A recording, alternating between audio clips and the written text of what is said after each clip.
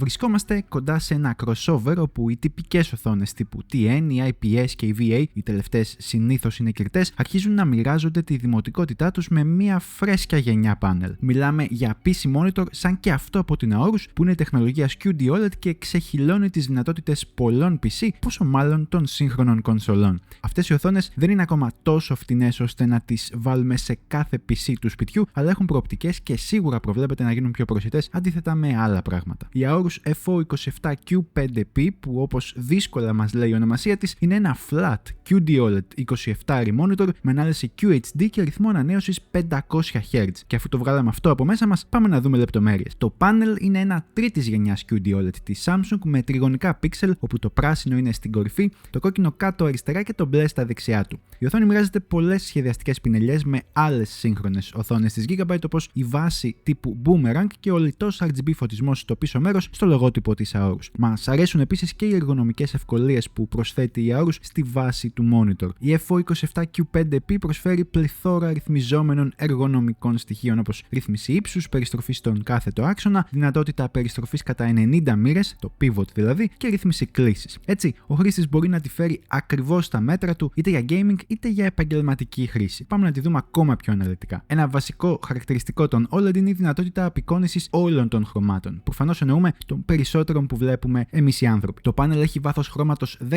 bit, επομένως μιλάμε για 1 δισεκατομμύριο διαθέσιμα χρώματα. Η επιφάνεια του πάνελ είναι γυαλιστερή, κάτι που σημαίνει ότι χρειάζεται λίγη προσοχή στην τοποθέτηση της οθόνης μέσα στο χώρο, καθώς οι αντανακλάσεις μπορούν να γίνουν ενοχλητικές κατά τη χρήση. Στα των υπόλοιπων τεχνικών στοιχείων, η FO27Q5P δείχνει τερματισμένη από πολλές απόψεις. Με μια πρώτη ματιά, η ανάλυση του QHD ίσως φανεί περιοριστική για χρήση πέρα από το gaming, όμως υπάρχουν λεπτομέρειες που αξίζουν την προσοχή σας και τις οποίες θα αναλύσουμε παρακάτω. Στις 27 ίντσες η ανάλυση του QHD είναι αρκετή τόσο για gaming όσο και για εργασία. Όλα τα gaming καλούδια λοιπόν τα έχουμε εδώ. Έχουμε VESA Display HDR True Black 500, το οποίο έχει πολλές ομοιότητες με το ψιλοαπογοητευτικό Display HDR 400 και βασίζεται σε όλα τα πλεονεκτήματα των OLED. Η υψηλή φωτεινότητα με τα μέγιστα 1000 καντέλα ανά τετραγωνικό που υπόσχεται κατά περιπτώσεις σε συγκεκριμένα σημεία του πάνελ είναι αισθητή και πολλές φορές δεν χρειάζεται να την αυξήσουμε πάνω από το 70%. Ενώ οι αντιθέσεις συνθέτουν ένα πολύ ποιοτικό και με οξύ προφίλ πάνελ που είναι εξαιρετικό για gaming. Η Aorus Gigabyte προσθέτει και το Clear MR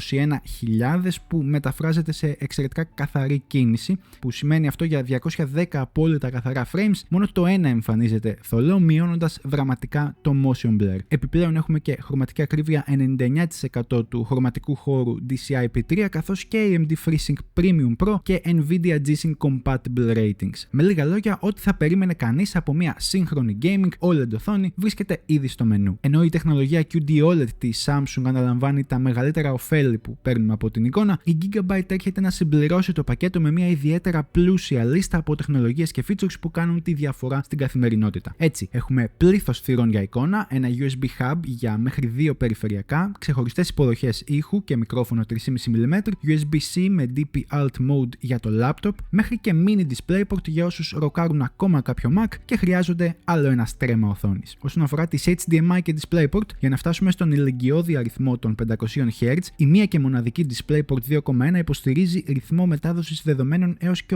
80 Gbps χάρη στη λειτουργία UHBR20, η οποία επιτρέπει μάλιστα και το daisy chaining πολλών οθονών με ένα και μόνο καλώδιο. Αυτό εάν η μία OLED στα 500 Hz δεν σας είναι αρκετή. Φυσικά και οι δύο HDMI 2.1 μπορούν να τρέξουν στα 500 Hz, ενώ οι κονσόλες όπως το PS5 θα αρκεστούν στα 120 Hz σε αυτό το monitor. Το κερασάκι στην τούρτα της Aorus είναι το KVM, όπου εδώ μας επιτρέπει να έχουμε το ίδιο set πληκτρολόγιο και ποντίκι και να παίξουμε ταυτόχρονα σε δύο συστήματα, εναλλάσσοντας με το πάτημα ενός κουμπιού, αφού πρώτα το ενεργοποιήσουμε. Σχεδιαστικά, όταν την παρατηρείς από μπροστά, είναι απλή, όμορφη και με μεγάλες επίπεδες γραμμές. Στο πίσω μέρος υπάρχουν σίγουρα πράγματα να δεις και να χαζέψεις, με κορυφαίο το RGB, αλλά και το σχέδιο της βάσης ή το στήριγμα των καλωδίων που νομίζω θα μπορούσε να βελτιωθεί σημαντικά. Η βάση επιτρέπει ρύθμιση προς πάσα πιθανή κατεύθυνση και αυτό είναι καλό για όσους σκοπεύουν να τη χρησιμοποιήσουν όπως είναι. Για γραφεία με μικρό βάθος όμως, η βάση παρά είναι μεγάλη και ενδέχεται να βρίσκει στο πληκτρολόγιο ή το ποντίκι, ίσως και στο mousepad. Για όσους θέλουν να την αντικαταστήσουν, υπάρχει η δυνατότητα με οποιαδήποτε VESA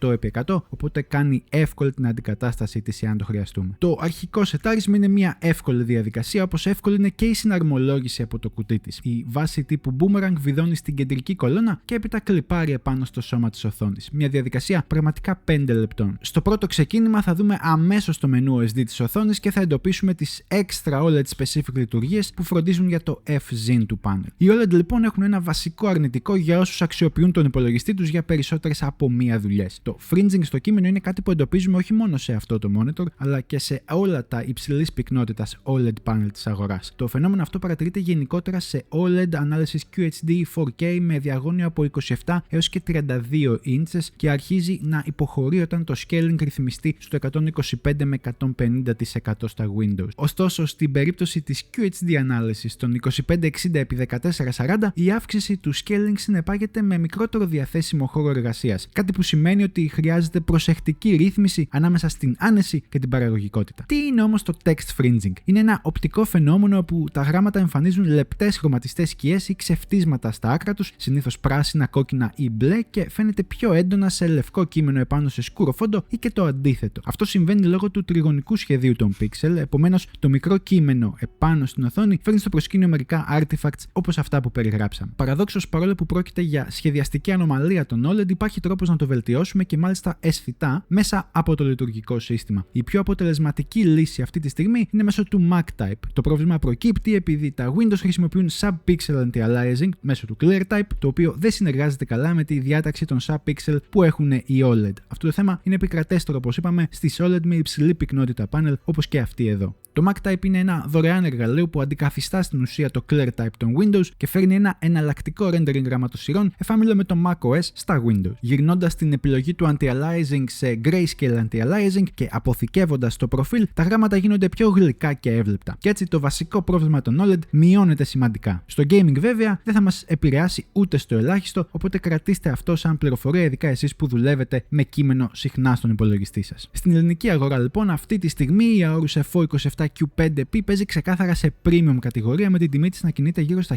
1.100 με 1.300 ευρώ ανάλογα με το κατάστημα και τη διαθεσιμότητα. Προφανώς τα χρήματα που ζητάει η συγκεκριμένη είναι πάρα πολλά για μια gaming οθόνη και οι απαιτήσεις του εκάστοτε gamer θα πρέπει να είναι σίγουρα υψηλές. Περιστασιακοί gamers που θέλουν να παίξουν τα αγαπημένα τους shooter ή όσοι κάνουν ένα mini break από τη δουλειά τους θα βρουν άλλα μοντέλα πιο ταιριαστά στις απαιτήσεις τους. Η FO27Q5P δεν είναι η οθόνη για όλους λοιπόν, αλλά ούτε προσποιείται πως είναι. Απευθύνεται σε όσους θέλουν το απόλυτο πακέτο, κυρίως για competitive gaming και σε υψηλό ρυθμό καρέ. Στα όρια του υπερβολικού θα λέγαμε, αλλά δεν συγκρίνεται με καμία IPS, TN αλλά και VA. Η εμπειρία όσο δουλεύουμε, παρόλο που ίσως ενοχλήσει μερικούς, διορθώνεται σημαντικά με το μικρό πρόγραμμα που αναφέραμε και δεν περιμένουμε να δυσαρεστήσει τους υπόλοιπους που θα δουλέψουν στο αρκετά ποιοτικό πάνελ που υπογράφει η Samsung. Ζωντανά χρώματα, άμεση απόκριση στην κίνηση και αρκετές ρυθμίσεις για να παίξουμε στο SD. Συν το KVM. Αν το budget λοιπόν το επιτρέπει και το setup ζητά κάτι πραγματικά next gen, τότε μοιάζει με επένδυση στο μέλλον. Και επένδυση στα μάτια μας. Ωστόσο, γνωρίζουμε ότι σίγουρα σε μερικούς μήνες η συγκεκριμένη οθόνη θα δώσει τη θέση της σε κάτι καλύτερο.